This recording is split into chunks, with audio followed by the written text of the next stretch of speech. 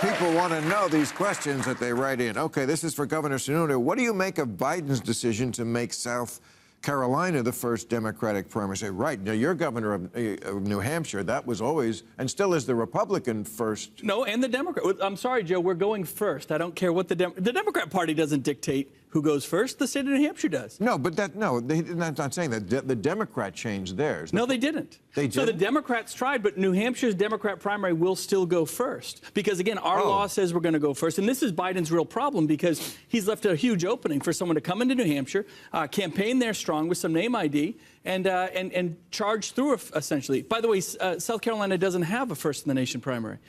They dictate. Trump didn't have one in 20. They just said Trump's the winner. So Biden has effectively moved the first in the nation, tried to move it from New Hampshire to a state that won't even hold it. They'll just say, you're the incumbent, you're the winner. So it's actually a horrible miscalculation on his part. Okay. But I'm sorry, Joe, we're going first. Well, okay, now... In a fiery exchange that captured the audience's attention, New Hampshire Governor Chris Sununu took a bold stand on Real Time with Bill Maher, passionately defending his state's long-standing position as the first primary in the nation.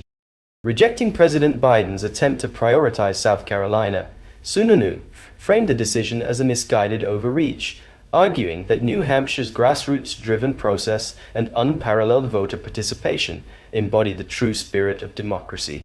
He emphasized that state law, not federal preference, dictates New Hampshire's primary status, calling the move a horrible miscalculation by the administration. With unwavering conviction, Sununu declared that the Granite State would not relinquish its place at the forefront of American democracy, portraying the fight as not just about tradition, but about preserving the voice of the people in the electoral process. Now, you announced on our show tonight that you're running for president. I know, well, again, it's about the indictments. Let's see what happens. Let's see what happens. In essence, he did. It didn't, not in so many words, but... I did? Well, my wife is texting me as we speak. Okay. Say it ain't so. But New Hampshire, I mean, that's a wash for you because you're from New Hampshire. So that primary is meaningless for you because if you don't win it, then, oh my God, you can't even win your home state. And if you do win it, it means nothing. No, if you win, it won't. If I were to win New Hampshire, it would be you didn't win by enough. And if you lose it, you're totally toast. It's actually a disadvantage. Right, that's what I'm saying. Yeah. Sununu's passionate defense of New Hampshire's position comes in response to President Biden's decision to prioritize South Carolina as the first Democratic primary state, a move that Sununu views as both misguided and detrimental to the democratic process. He argues that New Hampshire's high voter turnout and tradition of civic engagement make it the ideal state to kick off the primary season. Moreover, state law mandates that New Hampshire hold the first primary, and Sununu made it clear that the state will honor this law regardless of decisions made by the Democratic Party. Sununu also points out what he perceives as flaws in Biden's strategy, particularly the lack of actual voter participation in South Carolina's primary process. He frames Biden's decision as a concession to political convenience rather than a commitment to democratic values, accusing the administration of sidelining New Hampshire's more inclusive and participatory system. This issue isn't just about New Hampshire's pride, it's about a broader battle over the principles of fairness and representation in the electoral process. Sununu's stance underscores his belief that grassroots democracy, rather than top-down mandates, should drive the nation's political framework. His arguments resonate with voters who see New Hampshire's primary as a symbol of their voice and their role in shaping national leadership. Now, for you, Lieutenant Governor Sears, what's a realistic way to approach immigration reform? Heavens, how about doing it the right way and doing it the legal way? I mean, my dad had to wait in line, wait his turn, sign all kinds of documents, prove who he was. I mean, you got to know who's coming into the country. We are a nation of laws, and if he had to do it, everybody's got to do it. That's the law. I'm sorry. Okay. No, don't apologize. That's the right answer. You nailed it. Oh, no, I'm not apologizing. Yeah.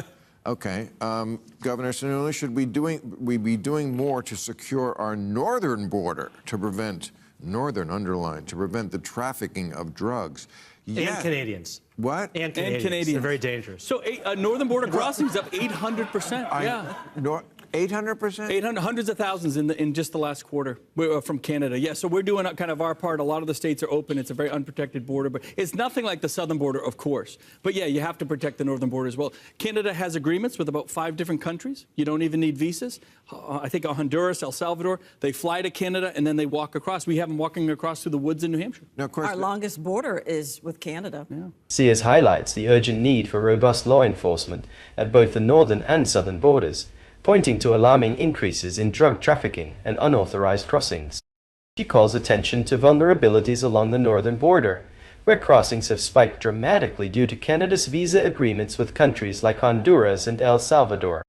Sears argues that comprehensive border security is essential not only to uphold the rule of law, but also to protect communities from the dangers of drug cartels and human trafficking. Her message resonates with a growing call for fairness and accountability in the immigration system, advocating for a process that respects both aspiring immigrants and the citizens already within the nation. By framing the issue through a deeply personal lens and linking it to broader security concerns, Sears underscores the necessity of lawful entry as a cornerstone of American sovereignty and safety. another critique of your state as a primary state is that it's not diverse. So it doesn't really look Not diverse. Look like America. We have the highest voter turnout in the country. South Carolina's diversity, look, South Carolina has about 15% voter turnout. What's the point of diversity if you don't let anybody vote, if nobody comes out to participate? We have rich, we have poor, we have black, we have white. It doesn't matter. Everyone in New Hampshire participates in the process. Well, I mean... I'll put my diversity against South Carolina's any day when you actually look at who's actually voting and participating. The only black you have there is a bear.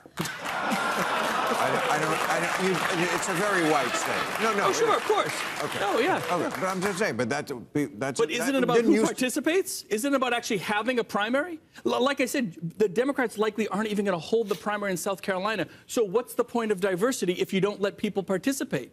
I mean, they say that we subvert the vote by asking people for an ID. They subvert the vote by not even letting them show up. I mean, that's the reality you're facing here. So that's why we're the best at the First in the Nation primary. The high voter participation, the voter turnout, local control. And here's the most important part. I can't help you, Bill. I'm not following this argument, but go ahead. I'm from Massachusetts, and we used to refer to New Hampshire as Kentucky and New England. So that's... Really? That's not nice. Coming from Massachusetts, right? Coming from Massachusetts, give me a break. Why is New Hampshire the fastest growing state in the Northeast? That's Come on. not fair. Come on. I didn't say I agreed with it. That was what we used to say. Governor Chris Sununu addresses criticisms of New Hampshire's perceived lack of diversity by shifting the focus to what he sees as the true measure of democratic success: voter turnout and active participation. Sununu passionately defends his state, arguing that New Hampshire's electoral process sets the standard for grassroots democracy.